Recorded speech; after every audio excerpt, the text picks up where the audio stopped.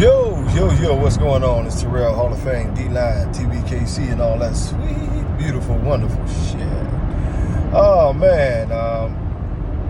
Good topic came up on the True Tank board with Sean, and, I'll share my perspective on it. And it talked about, people being critics and people being breeders, and then the difference between that and being critical. And, my stance has always been the same, is that I think that once you expose yourself to the nature of breeding dogs, you've exposed yourself to criticism, And I'm not talking about you personally, I'm just talking about your dogs. Any dog that you put out there and you claim that it's a show dog, or you claim that this is an animal that is supposed to be of show quality, or any of that you plan on reproducing with this animal, period. That's it. I don't think you rarely ever see someone post a dog and say, hey, this is my pet, my pet buddy, and we don't plan on breeding him. He's just our family friend and we love the dog and all of this good stuff. And people start trying to critique the dog. Immediately that diffuses the way we think about the dog. If you introduce this dog as a pet, we immediately take it as, wow, yeah, this is definitely a pet. There's no need for us to go into critiquing. But once you start talking about his stud fee is this, and, I'm putting him in this show, this registry said he was a great dog, this registry said this or that or the other, now you're a show dog. You're meant to be critiqued. We're looking for the flaws that you have, and we're pushing to see if you are the type of dog that should be bred. It's just that simple. If you have a breeding pair and you're talking about doing a breeding, people are going to critique and not necessarily criticize, but they're going to critique,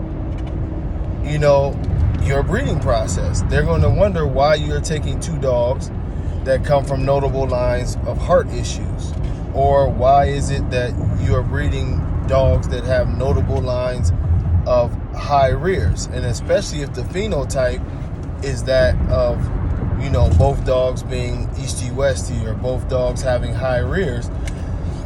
People are going to question, what exactly are you doing? What are you trying to make? What are you trying to create? And they're going to do that even if you pick one dog who happens to be seriously flawed, because what is the ends, what is the end game? Let's just put it that way. For those of us who have been breeding dogs for a long time, we do understand that there is no get out of jail free card with genetics. So certain issues you're never supposed to breed, and we're going to look into that. The only problem with when you critique things is because that's that fine line, and you guys seen it when we did the interview with Bashar, is that in order to neutralize your criticisms, now people go into this thing of where they say, you're being negative by talking about how fucked up my dog is, when all I am doing is doing what a dog man is supposed to do, and critique this dog and make sure that, that is known as to what, my opinion is about what you're breeding. And that's the thing about Facebook, and that's the thing about everything. People have this idea in their mind that the only thing that people are supposed to do is pat you on the back, even if they believe that it's totally wrong. Bottom line, show dogs are meant to be critiqued. Breeding dogs are meant to be critiqued. If you're thought of as criticizing these people, you might have to criticize them in order to critique their dogs. You might have to criticize the dog for not being up to par and not even being of a show quality dog. Don't bite your tongue and don't feel sorry for it. This is supposed to be a sport where we are eliminating flaws, not compounding flaws and compounding bad genetics to create even worse specimen than we already have. This is just factual, So in closing, I tell a lot of you people, whether you're older or you're newer or whatever it is in this game, if I put up a dog and you don't like something on a dog, that is perfectly fine. You are not meant to have to like everything that I breed. you should be looking at my dogs from the root to the tooth and seeing what you can find that is wrong with them, because ultimately I am doing the same thing to your dogs. I'm doing the same thing to every dog that I will see in the ring. You know, I'm probably going to be a judge for at least another 2 or 3 years before I step away from that.